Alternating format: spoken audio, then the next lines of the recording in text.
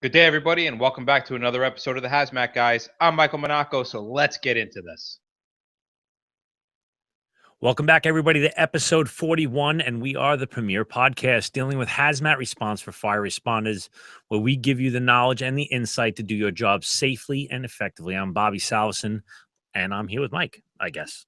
Again. Yeah, I'm here. We're We're in different counties. I don't know if you guys can tell that, but Yeah. we do everything over the internet. So this is all kind of fun. So we're here, but not really here. Not really. Not really. Quasi. It's very meta.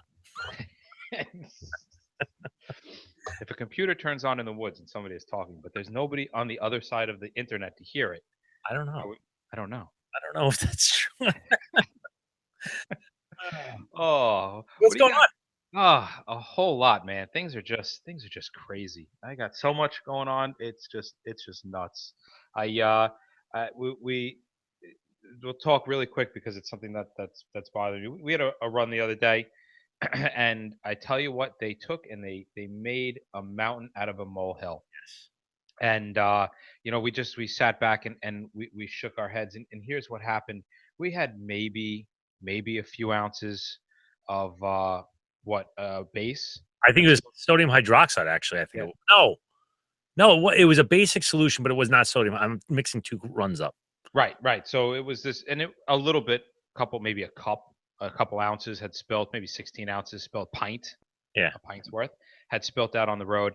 And oh man, they nothing against the guys. The guys on the ground that were working did everything they were told to do. It was more the management that we ended up having a couple ounce base spill and ended up being like a 500-gallon acid spill. yeah. Right. So the whole titration thing is so tricky. Yeah. So listen, when you've got something, sit back and say, how can I really clean this up? And what is the hazard that is presented? So we had this base in a street, and in my opinion, I think we could have sopped this up with acid pads and then overpacked the acid pads and had the residue, because there really wasn't anything. There wasn't even a puddle. It was just kind of residue on the street. Right. Who's that gonna hurt, instead of dumping acid on it and then having to wash away all this acid and then having a puddle of acid running down the street? But I had to get that off my chest because there's nobody to talk to. Try it out. So just think about what you're doing, and honestly, like, play it out. Like, what are the hazards versus am I going to make the situation worse by doing something that I would do 99% of the time? Is this the one situation in which maybe that's not the right way to go? Maybe there's a better way to handle it. Right. Or maybe I'm just wrong. Could be. Happens all the time. Guys, if you would like to help support the show, we ask you to buy some of our swag. It's not that expensive, and it all goes to things like production, hosting the site, all the data and the bandwidth we use up. It ends up being a pretty decent amount of money. So by buying a mug, buying a T-shirt, it puts a few bucks towards the show, and it helps keeps us going.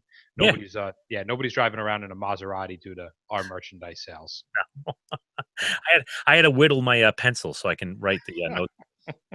I use blood. I would like to thank Mike Komora from Massachusetts. He made a very generous donation, and that's what he did. He just clicked on the donation link on the right side of the hazmatguys.com, and he says he's from the I guess the Pinnacle hazmat team. I guess there's a few of them. He's from the best. The best. The best of what's left. Right. Well, there was the Acme, and then there was Pinnacle. Right.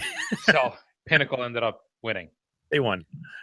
Tight, but Either way, thank you very much. It really does. It helps keep the show going. A lot of time and effort invested in doing this. So it's nice to know that there's people that see some value in it. Yeah. Very cool. We got some speaking arrangements coming up, do we not?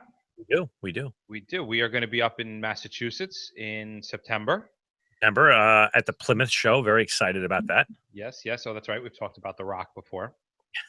The Pebble. And the Pebble. the Pebble, and we are also going to be in Nashville supporting our buddies over at the what is it? The Nashville. It's the Firehouse Expo, and they were gracious enough to give Phil Ambrose, one of the guys that we work with on the other show, the Roundtable, an entire house to do as we may, and that we are turning it into the Meth House of Horrors. So we're going to have the entire cast of characters up there, the whole gang, doing each. I guess each of us is doing a room where we're going to be doing everything from methamphetamine production scenarios to chemical physical properties to honey oil and all types of stuff like that. So I'm kind of interested because there's some aspects I have never seen live. Yeah, we've got a lot of stuff that we just don't we don't see because of the nature of the city. And I was really kind of I'll be honest with you, I was disappointed because my first idea when they said, "Hey, we're getting a house, we could do what we want," is I thought brothel. Right, right, and make some money, turn some profit. Right. You know, we've got 3 days down here. We got a lot of firefighters that are gonna be there. I'm sure we could have a really good turnover. I mean, just not Yeah, even long enough for the for the police to raid us and shut us down. We could turn some serious coin, but they listen, were you're already everybody half was set against it. up for the meth. I mean, you're halfway there. I know. It like each room could lead you to another step down the rabbit hole. Oh, and the only way you can get out is to go through each. Oh, this is brilliant. We should I'm roll. telling you, we All it's right, we missed the train on this we need to get another house. one. What are we talking about today, Michael? Oh, we are going to be talking about grounding and bonding. Not just the hows and the whys, but really the concept of electricity and how it works and why it works and what we do. Because you know, a lot of times we do things, and as a technician or a specialist, we just kind of train, hey, this is what we do for this. But it really helps to know why we're doing what we're doing. So again, we're going to try to break this down to a fifth grade level and talk a little bit about electricity. And I guess that all kind of starts with laying down some basic definition and ground rules for what we're dealing with. So let's start off with the very, very basic thing. Let's start off with an insulator. Bob, can you give us a little insight as to what an insulator is? Yeah, so an insulator is something that's not going to transmit electricity. All right, with these, and you see these things on electrical poles that may be hanging up on top of, on the street. Anything from ceramic, it could be anything. And they usually, think about a wire. On the outside of the wire, you have that PVC, that plastic sheathing on the outside, and that would be an insulator. That keeps the copper core from transmitting to your hands and blowing you up. So in this case, we're talking about electricity and we're talking about the stopping of electricity. Insulators are very important for the concept. So another part of it, like I just alluded to, is the copper that's on the inside, which would be the what? The conductor, right? Yeah, that would be the conductor. So the conductor is going to be the object or the thing that transmit the electricity. It literally allows on a molecular level, you have an atom to an atom, and there's literally a transfer of electrons, like literally a flowing of loose electrons. Right. And you don't have to think about this like a wire. This could be just like the outside of a tank.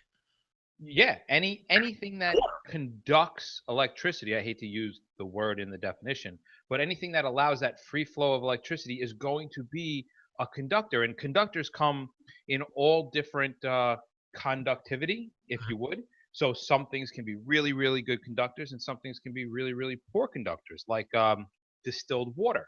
What would Terrible. distilled water be? Terrible. Now that is very, very uh, unintuitive to a lot of people. They would Right. turn around and they say, "What are you talking about? Water is an excellent source. I got rid of my wife by throwing a toaster Right. in the Look tub." at So, look at him. No, that wasn't that. Okay, forget that. so what can you help bridge that gap between, water is a insulator, not really a conductor, Bob? Yeah, sure. So, what actually transmits the electricity is the impurities in that water. So, when you have things like electrolytes, minerals, not vitamins, that doesn't do much. Uh, but if you have things in there like salt, all these things add to the conductivity of water. If you have something like distilled water, it is void of those things, and therefore it is almost like the vacuum of space being a poor conductor of heat. Right. So don't be confused later on we're saying water, pure water itself is an insulator. We're going to talk a little about using water to help ground and bond. Don't get confused and start, sending us emails. Hey, you guys are contradicting yourselves. There's a very fine line here. Water is the insulator, but the things that are dissolved in water, they make it really flow, right? Yeah. So, we have our insulators, we have our conductors. Now let's start talking about the actual charges. And one of the first charges we have are static charges. Right. And this is caused by energy trapped on the surface of a non-conductive molecule. Okay. If this was trapped on a conductive material, it would just basically go away. It would be absorbed, and that's the end of it. But because it's on a non-conductive molecule or surface, it is actually held, and it can be created by the movement of solids, liquids, or gases. Pretty much what we do in our jobs.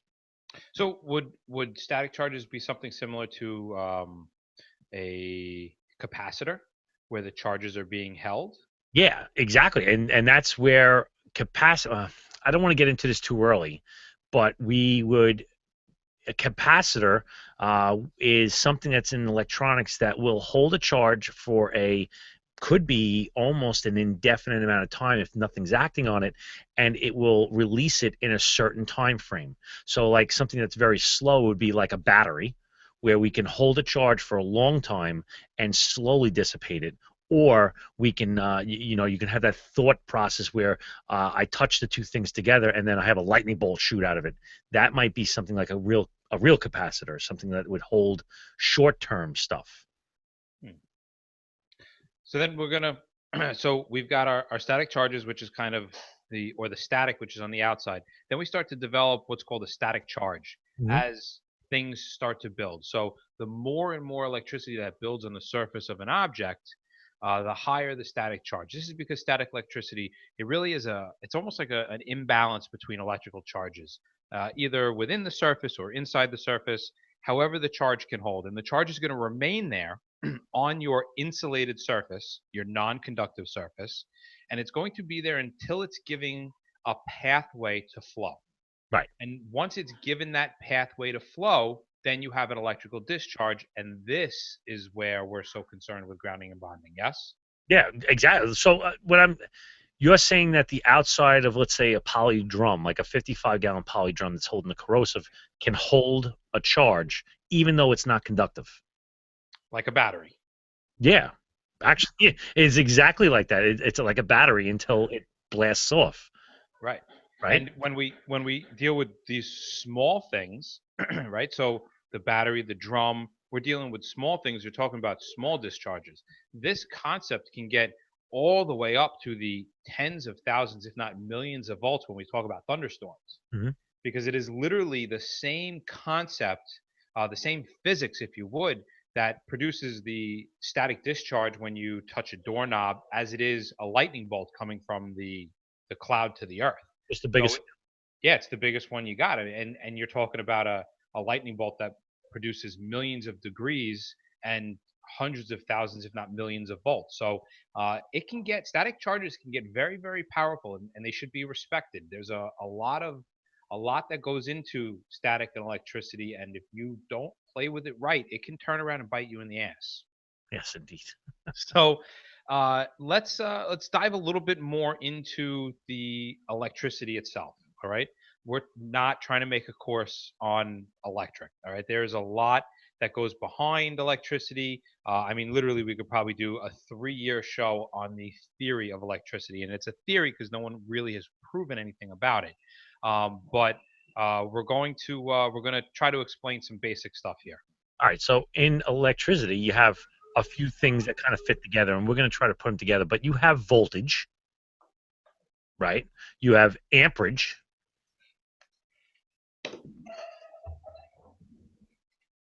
What happened?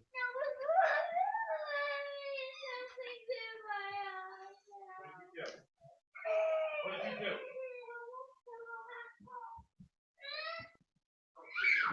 Go sit in your room until I'm done. Don't make a noise. Go sit in your room until I'm done. Do you understand me?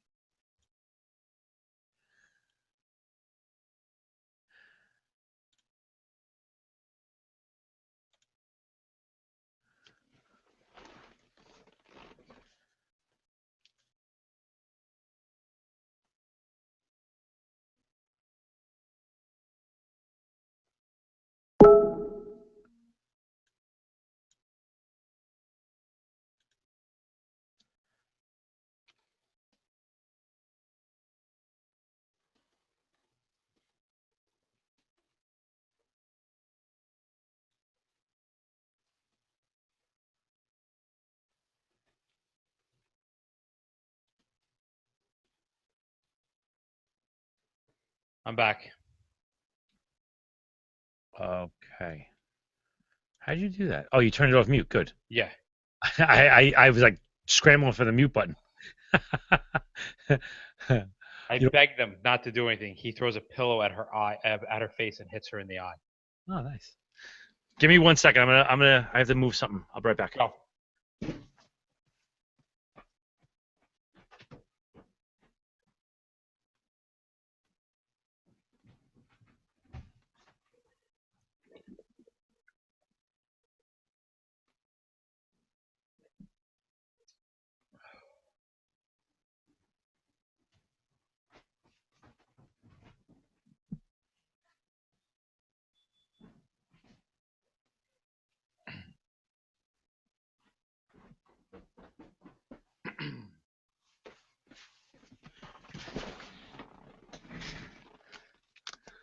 All right. Oh, sorry about that. I'm trying to keep them together. Well, you know what? If nothing else, we look professional in the video.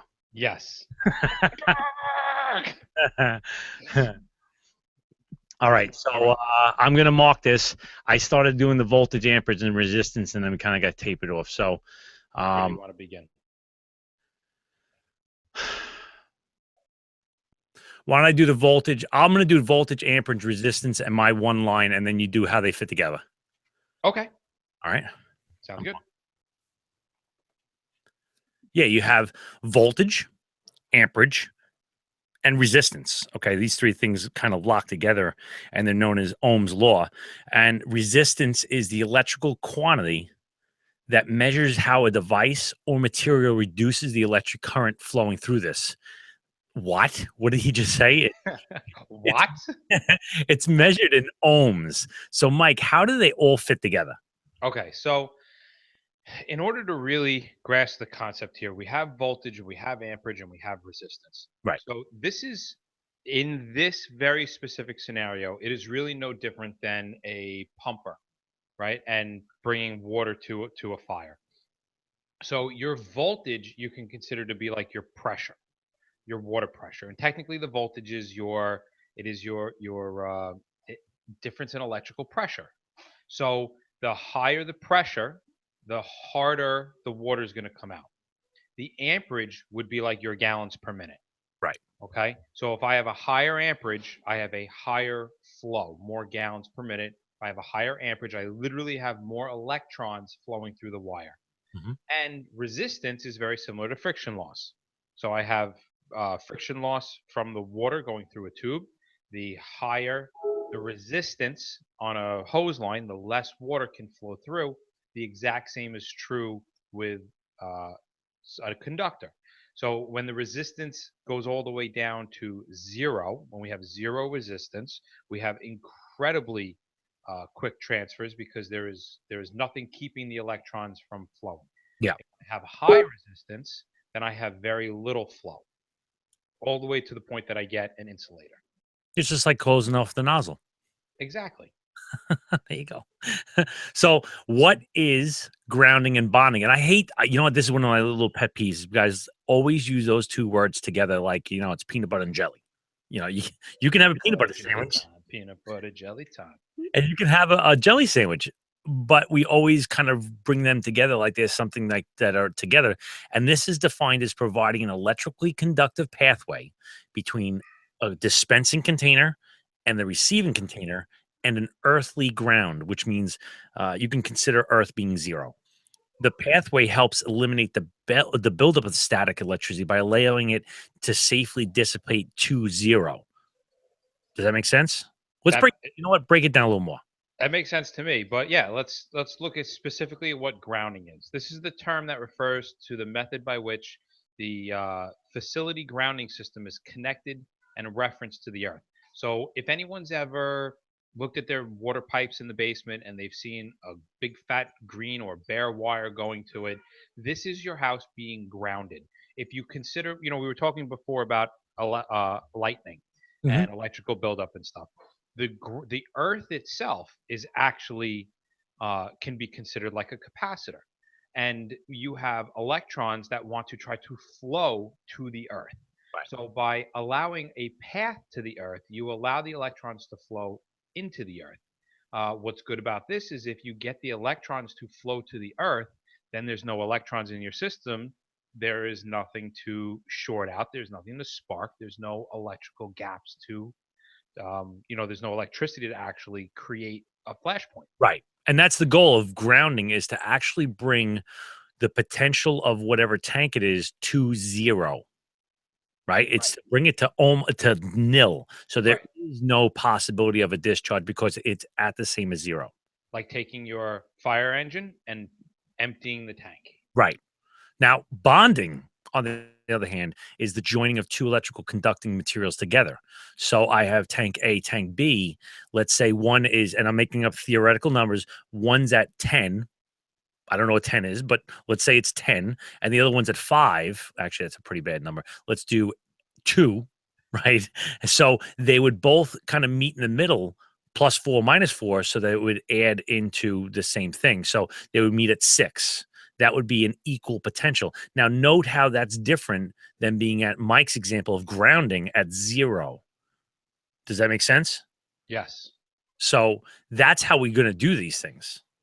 And we actually perform this function using like wires and pipes, and we take a look at equipment that is going to have product flowing past it, and we turn around and we say, how can we make the I'll be right back. No problem.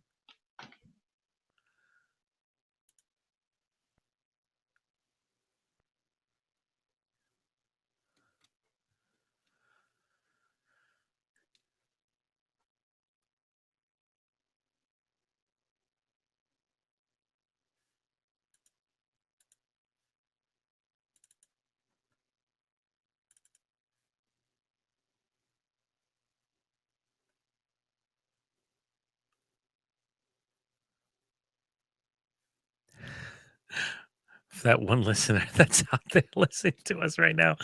We'll be right back. I should put on some music. I don't know if that would work.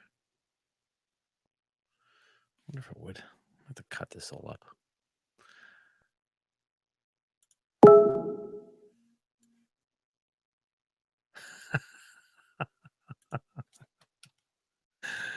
I knew this wouldn't go smooth. I was just hoping it would go a little I'm getting texts from everybody going, I remember when I had kids. smooth. Ah, Oh no, are people actually watching live? yeah, Jesus. there's people. There's people. Ugh.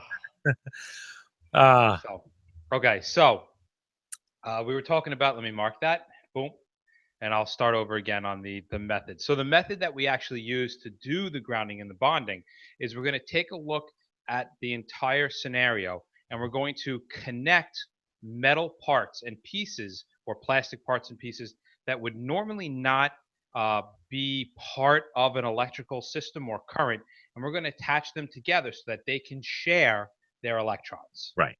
Does that Right. make sense? Yeah, absolutely. And one of the things that another term that you're going to have to know is relaxation. Okay. Relaxation is not what I do on a regular. No, I'm joking. I rarely relax, actually. Relaxation is the amount of time that's needed to dissipate the charge through a liquid from solid to solid. You can have basically just the relaxation of electrons to flow to ground or to a lower potential. Right. And before we start really talking about that and the capacities and the relaxation, within relaxation, we need to explain this. Okay, the capacity or capacitance. I can't pronounce. I can never pronounce this word. It's the capacity. All right, the capacity of an object. Jesus Christ is the amount of charge that it can hold. So the greater a capacity, the greater the charge. A battery can hold the charge for a really, really long time and give it out very, very slowly. But something like a poly drum or me just kind of running around the house in the wintertime with nothing but socks on, picture that, Right. um, I'm going to gather up charges. And as I gather up charges, these charges, they may or may not be dissipated immediately. If they're not dissipated immediately, the moment I touch something that is a conductor or has a different potential than myself, it's going to produce a static charge in the form of like a lightning bolt. Right, and this discharge is called relaxation time. That's what they term it as. And just to give you this can be in the area of nanoseconds, aka that lightning bolt that shoots out of your finger into the doorknob, to hours before it will get down there. And you say to yourself, "Well, how the hell long does it take?" It all depends. There are mitigating and way too deep for this type of discussion of why things would take that long. But there are times where, like a train scenario, where it may take hours to dissipate. Right. I mean, that's just a huge, huge volume of product to hold charge. Yeah.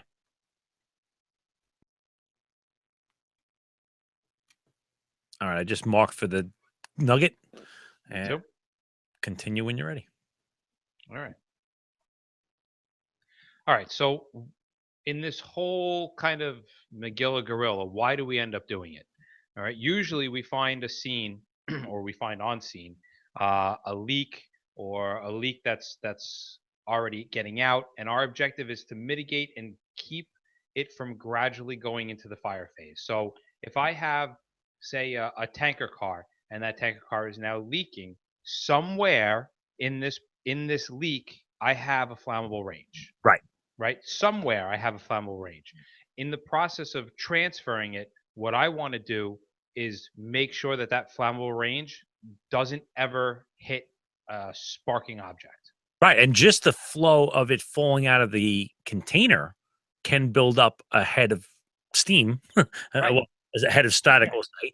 And once it goes on fire, we have to stop the transfer and deal with the fire, which now delays everything or makes everything totally different. Yeah. Because now I mean, yeah, you could lose product, you can lose the whole scene if this fire happens. So we have to remember that during transfers, all right, specifically during transfers, static electricity from a flowing operation increases in unequal amounts on both the damaged tank and the undamaged tank. This buildup generates into A a, coronal point, I a guess. yeah, a point at which, if given the opportunity, the static discharge will jump from one place to another. And if there's any kind of gap in between this conductive material, you're going to create a little spark. I'm hoping that people are watching the video. If you're listening to this, watch the video because I'm doing a little gap with my hand here. And that gap is hot enough, really, to light vapors. Right. And you can think of yourself in your mind's eye of a spark plug, that little curve of the wire with the little lightning bolt. That really is how it looks. And the goal was, because we're gonna speak about this in a couple minutes, was to establish a grounding field with a resistance of less than 10 ohms.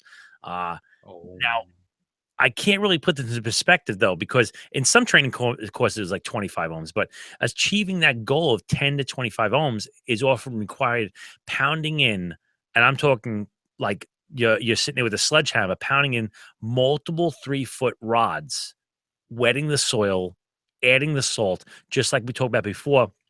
We're looking to increase conductivity. So how do I do it? By adding, I increase my surface contact with the soil by putting water on it. How do I increase my conductivity of that distilled water? By adding impurities, aka salt. So once people said, well, you got to drive them vertically into, that's what everybody thinks. I got to drive a rod into the ground. Everybody thinks I got to drive it in like a tent stake. Well, somebody eventually said, what if I turn it sideways and put it down flat? Which is very handy if you're in like Santa Fe, where you basically have granite underneath you. It's like a terrazzo floor out there. You're not dropping these things 3-4 feet into the ground. So how do you do it? You turn them sideways. right. And this works really great for roadways too. At least where we are, and we'll kind of get into where we are and how that's different than the rest of the country. Um, doing it on a roadway, you can put the stick on a roadway, cover it in speedy dry, get it wet, and you created the ohms that you need to go ahead and do this. Right. The NFPA, obviously, it's the National Fire Protection Agency, got involved with this whole thing, and they addressed the need for grounding and bonding in, I believe it's NFPA 30, which is the flammable and the combustible code. In the 2015 edition of NFPA 30, Chapter 18, Part 5.2.2, it states that the means must be provided to minimize the generation of static electricity when transferring flammable liquids. Mhm. But NFPA 77 recommends practice on static electricity. That's what it That's is. the title, Recommended right? practice. Recommended practice, not recommending that you practice. All right. Helpful. It covers the very fundamental principles of effectively managing a static environment. So in 30, they tell you what you need to do, and in 77, they're telling you how to do it. Right. Sounds like, you Okay. know. I just remember the NFPA gives suggestions, strongly worded suggestions, but suggestions nonetheless. Right. OSHA is the guys that write the laws and can give you tickets and whatnot. So And those suggestions are so strong that you better have a really damn good reason for not following them. you got to be good. In the 2014 version of NFPA 77, the recommended practice on static electricity, they adjusted some things that makes it, I think, a lot better for us. And they now recommend that a resistance of less than 1,000 ohms or 1 kilo. Did you see that? I moved the Yeah, decimal 3 points. That that was was cool. like, That was like 1, 2, 3, one 1. 1 kilo ohm is acceptable for a temporary emergency grounding field at a hazmat scene, aka what we do. We're not engineering stuff. We're not building a loading dock for MC 406s, DOT 406s, where they would need to adhere to those very low standards. We are doing a emergency transfer from a cow tank to, which is the bad tank to the good tank, and then we're done. It's Right. milk. And somebody correct me if we have an electrician, correct me if I'm wrong. I was told this by another electrician. So uh, that the 25 ohms, when they started when an NFPA started this whole grounding and bonding thing, they said, well, what should we use? Yep. They turned to the National Electric Code, and the National Electric Code for like a house or a building is 25 ohms, which in the grand scheme of ohms is really really small. Like that's a lot of surface area for electrons to flow, right? Yep. Right. Absolutely. 25 is a lot. So it's enough to dissipate a lightning strike, which was really where the whole 25 ohms came from, is that you needed enough to be able to dissipate a lightning strike from a building. We're not dealing with lightning. We're dealing with minor static buildup. Yeah, the static buildup is enough to generate a spark, but certainly not enough to even electrocute a person. No. Nevertheless, even feel the electrons being transferred. So, uh, in NFPA, all right, in 7.4.1.3.1.1, try to remember that. If you can't, that's fine. In a field-based situation such as like a hazmat or a hazardous materials response operation, or like a flammable or combustible material spill and transfer, it might be necessary to establish a temporary or emergency grounding system in a remote location in order to dissipate static charges. Mhm. In such situations, various types of conducting ground electrodes can be used, such as rods, plates, wires, and they are sometimes used in combination to increase the surface area with the earth. So that means you don't just have to choose one or the other. You can do whatever it takes to get this goal. All right. The purpose of this is to create a temporary grounding system to dissipate static electricity with a total resistance, like Bob said, of 1 kilo ohm, which is about 1,000 ohms. All right. They consider this enough to be a pathway for the electrons to go from the scene to the earth, and it is completely adequate. So if you this is where now we're gonna talk a little bit about the testing, like how do we know we're at 1,000 ohms, and we'll chat about that in a little bit. Okay. What about OSHA, Mike? Ooh, They OSHA. always get All into right. they get into the Yes, scuffle a lot. they do. Well, like you said, NFPA was what? They are the recommended guy. Come on, bro. This is God. This is a guy. No, The OSHA, right? All right. So like NFPA is kind of like the security guard, right. right? And You know, OSHA is kind of like the police. Where when OSHA gets on scene, right? NFPA is like, and OSHA's like, step back. yeah, This is my back territory. punk. All right. OSHA requirements for grounding and bonding in general industry are referenced in their flammable liquid section, which, if you wanted to read it up, is 29 CFR 1910.106 E6II. Indeed. And the Indeed. regulation states this is actually, I was a little impressed by this, but the regulation states that category 1 or category 2 flammable liquids or category 3 flammable liquids, you see that difference? There is no difference actually. I copied this right out of the book.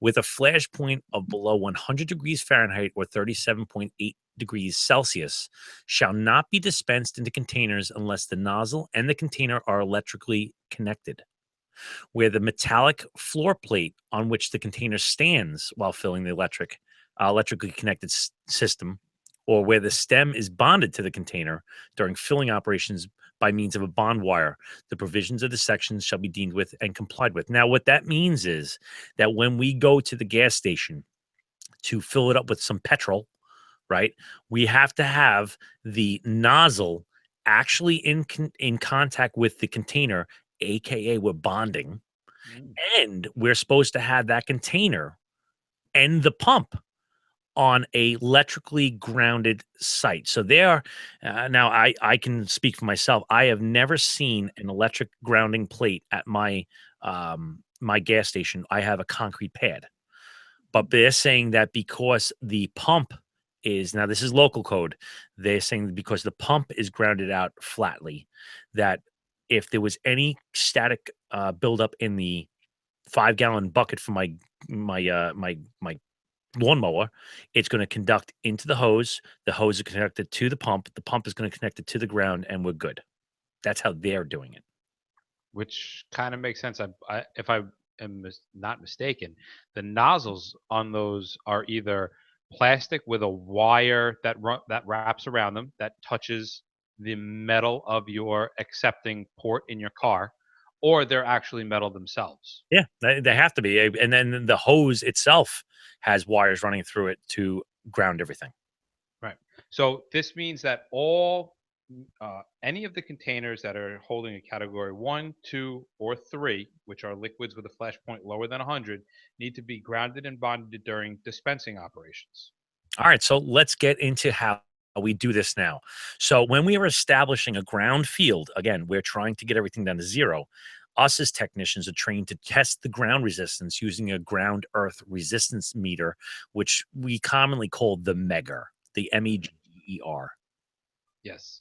For bonding and grounding to be effective, a metal to metal connection must be maintained between the bonding and the grounding wires and the containers. Right. So everything is it is literally electrically connected. Right, right. And static electricity is generated through the movement from one container to the other just by flowing through a hose.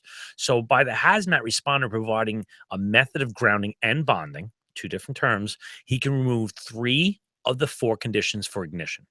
Right. A means to generate a spark. Continual flow of the product will increase static charge over time. So removing this accumulation lessens the ability to generate a spark at any given point in time. Another one we can dissipate, this is point 2, is enough static charge to bridge the gap. By grounding all the transfer appliances and containers, this reduces the total amount of availability to bridge the gap, thus eliminating the charge to create a spark. When we were saying before that sparks are dependent on the amount of electric built up, right? If I say, okay, well, I have 1,000 volts and I'm making this up, and I go closer and closer and closer to that doorknob, eventually I'm going to have enough potential to bridge the gap. Where you look at a lightning strike, this is up miles and it has so much potential, it bridges a couple of miles to bridge that gap. Talk about potentials, difference of potentials. It's huge. Then the third thing that we're eliminating is a spark with enough ignition energy.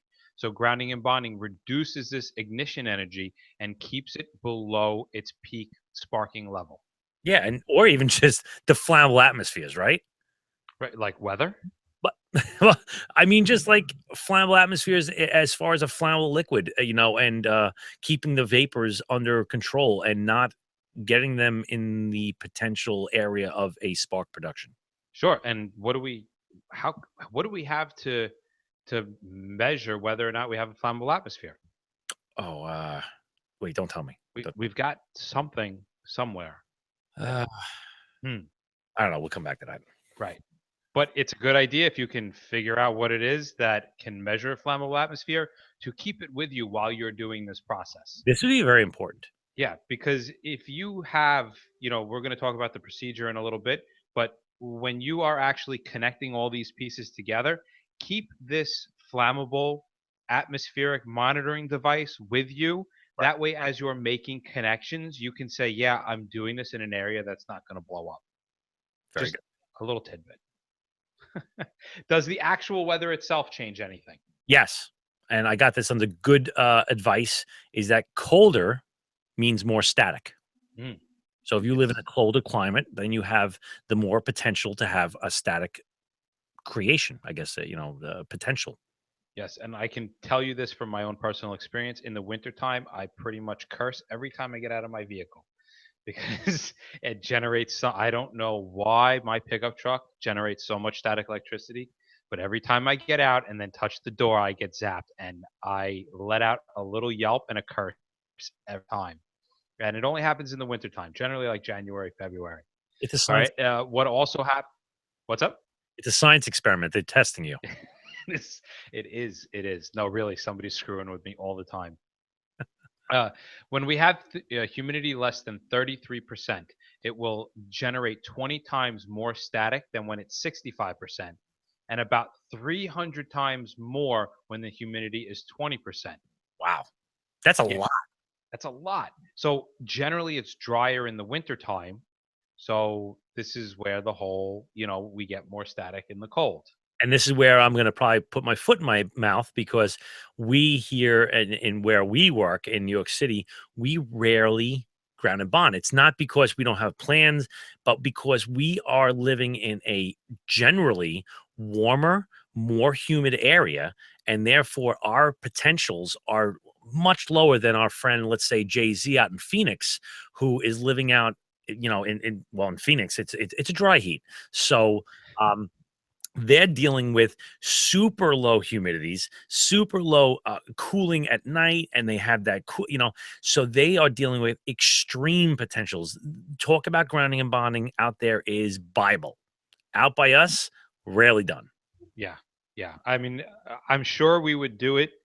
I mean, we have done it when we do like big product transfers, but for things like drums and pumping gasoline out of a car, and this isn't. I don't want anyone to think that it's for laziness. Although a lot of the things I do are out of laziness, a lot of it has to do with the fact that we had these meters, this mega meter, for a long time, and we literally tested all different scenarios on the roadway, on the dirt, if I have the drum on the concrete, if I have the drum on this. We've tested so many scenarios, and there was almost never a time that during basic like filling up a drum with gasoline type stuff, we weren't hitting the ohms that were required, to do the operation. With no So grounding and bonding. right, with no grounding and bonding, everything was within the limits. So get one of these meters, test out what your different potentials are, because you may be surprised how quickly you can reach 1,000 kilo ohms. Yeah. So, what is going to be our actual procedure? Since we talked about what we need to do and why we need to do it, let's actually talk about how we make all these different connections. And one of the biggest things that we talk about all the time is the order of connections. But before we get into that, we have to make the actual connection. So, what we want to do is we want to actually connect to welded material, but welded metals. All right. Metals. Well, it doesn't really have to be metals. I mean, we can be connecting to the outside of a poly drum or something like that, or unpainted or unoxidized metal. And what I mean by oxidized, no rust. So if you got rust, scrape it off or somehow. And again, we might be in a flammable atmosphere. You're going to have to get, fancy with this. A lot of the grounding clips that we use are kind of like springy pliers that have pointy tips. Mm-hmm. And when you clip it on the metal, all you got to do is go back and forth once or twice by twisting it, and it will dig those teeth right into the fresh metal. That's what you want to do because oxidized paint all are conductors. I'm sorry, insulators, and they're going to prevent. So it can be the most beautiful grounding and bonding scheme ever devised, and it will be useless because nothing's connected. Right, and even on, things that look like it's pure metal, you wanna do what Bob said and give that a good scraping because things like aluminum, Mhm. aluminum oxides or reacts with oxygen almost immediately and creates a barrier. And Right. it doesn't look like rust. Like you think rust, you think, that reddish material and stuff flaking off, but aluminum oxide is almost just as shiny as the regular aluminum. So even if it's unpainted, you want to give that a good dig. You want to make sure that you have real true metal to metal contact. And we don't want to do things like bolts, bumpers, jackets and strappings. We want to connect as best we can to the actual tank itself. All right. So here's how we do it. We go from bad to ground. Now, I mean that in that specific order. We actually take the bundle of wire, we walk up to the bad tank, and we connect it first. Then we go back to ground and do it there. And it is a reason why we do this because what happens if I took my ground, which is zero, and I walk up to my bad tank and it has a potential of 20, and I'm making up that number, and I connect it, and it has just before I touch that thing, I get that little spark. That's all I need. So if I go up with my bundle of wire and I connect it to my bad tank, I have my wire instantly goes to 20. I walk back to ground, I get that spark there, but I'm out of that flammable range. All is well.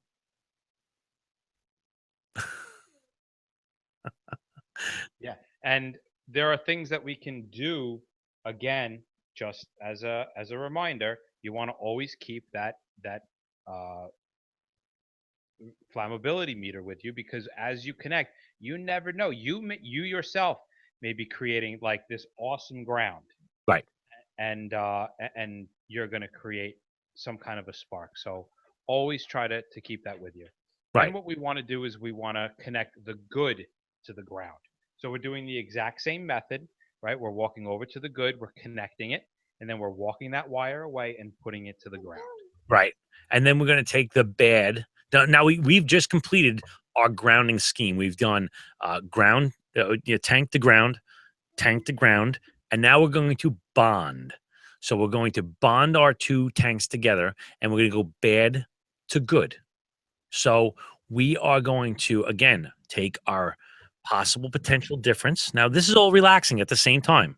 We clip onto the bad one and we walk it over to the good one because there's less of a probability of the flammable atmosphere being on the good one than there is on the bad one. And that's why we do it in that order. Now, Pressure versus non-pressure. yeah, I was going to go into because there is a difference between pressure and non-pressure about how to do it, but I don't think we have the time to do it today. So I think we should just maybe turn that into another episode at another time. Okay. So, all right. So just go into improving brownfield. Okay. So one of the things that they teach, if you go away to any of these schools, especially if you're in like an arid, dry area, is improving your grounding field. Okay. So let's say we're on a roadway. Let's say we're doing something where we can't get a really good ground. And like we said, we highly recommend you guys getting the meter and testing beforehand. Yes, you always technically want to test, um, before you actually do the operation, but you want to have a really good idea that a plan or if you have to think outside the box is going to work. So a grounding field is just really a fancy way of saying a bunch of metal rods that we bury in the ground and dump the static into. So what are some of the ways that we can increase this? Well, as we said before, we can use salt. We want to increase the, I don't want to say the contaminants, but the impurities in water Impurities, and the minerals. yeah, the minerals to to increase the conductivity of water. Right. Speedy dry is really good for this, right? If you do speedy dry Really? in water, it for some reason, I guess the speedy dry's got some minerals in it that it releases into the it releases in. But it's almost from what we were measuring, it's not nearly as good as salt, but it does dramatically improve I the did not know that. water. Yeah, and one of the things that we can do is to go deeper. Um, and generally, when you go deeper, it's a little bit moister and wetter the further down you go. So Right. you're really just allowing for more surface area to make contact. Okay. All right. Well, then, or you can use more metal and make the field bigger. So there's nothing saying I can only use one rod. I mean, if I can jam 5 or 6 rods in that hole, then I will. Yeah. And with the water, it should slide in pretty easy. And we've got, remember, for every rod that you use, you decrease your resistance by about 40%. And we're there's another thing that I want to talk about for those of you that are in big cities, like we're in New York, right? And a lot of times we can't dig into earth, we can't do things like that. Um, so we turned around and we said, well, what can we ground and bond to? This was like a whole summer we did this. Like literally, it was like a 3 month venture. We had the meter. We just everywhere we went, we said, if we had a leak, what could we ground to? And think outside the box. So we started doing things like grounding the fire hydrants, which happens to be interconnected to every other fire hydrant, plus it's water, plus it's deep within the earth, and it's wet. So it worked like a charm. Hmm. We did the metal barriers on the side of the highway. All right, those are buried into the ground. So you have a fantastic grounding field right there.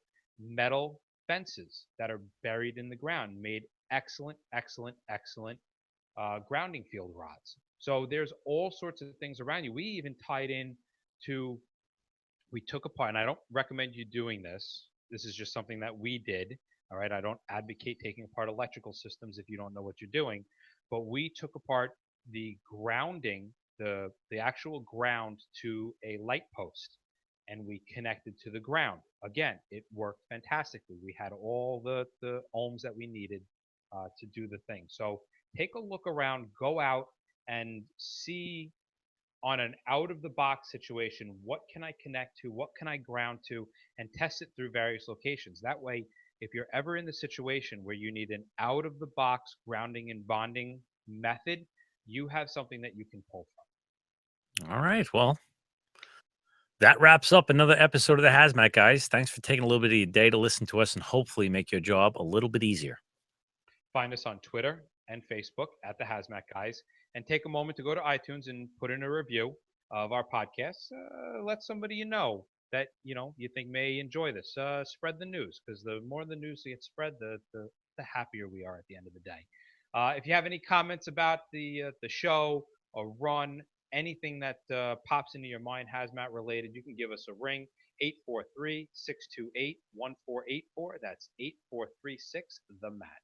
And we are now recording the show and also producing a live unedited version of the show on YouTube every week. In fact, we're doing it live and there's many people watching us right now. So find us on Google Plus, and if you haven't found us on Google Plus, go out and find us and just +1 us, and that way when you follow us when we start the show, we will you will get a little notification, and then you can watch. Yes, if you want to hear me strangle my son in the background, feel free to come I on and watch the I show. tune in for that. We always look forward to your feedback and information, or interesting incidents that you were part of. Send us a note at feedback at thehazmatguys.com. Guys, this is something we've been doing this almost a year. We've laid a tremendous amount of groundwork for the foundation of this show. And now we want to start hearing back from you. We want to start having you guys on the show telling us what you've done, how you've done it, and things that you've learned, and actually start having guests on and talking about various types of hazmat instances across the country. So please get a hold of us. Either Bob at the Hazmat Guys, Mike at the hazmatguys.com. We'll set up an interview. We want to hear what you're doing. We want to hear what you've done. We want to hear what worked, what didn't work. This is the place to come on and get information as well as share information. I love it. Remember, guys, don't just get on the job, get into the job. All right. You want to mark again, or Um, well, I'll be honest with you. Why don't you just do the nugget? You want to do the nugget now? yeah, we can do the nugget now. All right. All right. I'm going to do mine. Ready? Go. All right, in today's nugget, we're going to be doing a little bit of radio report practice. And what I mean by this is that we want to be as clear and concise as we can on the radio. And one of the things that we can do is just basically practice this. So here's one of the ideas that I have to do one of these things is to grab a whole bunch of Legos. Everybody's got Legos laying around and try to get matching blocks. What I mean by that is, the 4x4 ones, you want a pile on the left and a pile on the right, and you build up two matching sets of those Legos. Tell one team to go over and build a structure of some type, and then on the radio, tell the other team how to do this. You can even do this with drawing on a post-it note, where you draw a circle and then a triangle that's attached to it, and then maybe a square that's off, and they have to describe this. And it's getting your communications as effective as possible, and then you can start constraining this by saying, "I want you to give." Report in 20 seconds or in 10 seconds. And this gets increasingly more hard to do. You can also add in whatever our terminology is: exposure 1, 2, 3, 4, instead of saying to the left, right, Alpha, Bravo, Charlie, Delta. You can do that stuff. Second floor, first floor. And then you can start giving them pictures of fires or pictures of scenes and say, describe this on the radio and let me write down what you think. It gets increasingly more hard. You can constrain this a little bit better. So that is your training nugget for this week. Thanks a lot for listening. You want me to bang one out while I got it in my head, or should I do that as a separate file? Do it as a separate file. Okay. Because I can just add it to the next one. Okay. I'm going to stop. All right. We're stopping the broadcast. Goodbye, everybody. Goodbye.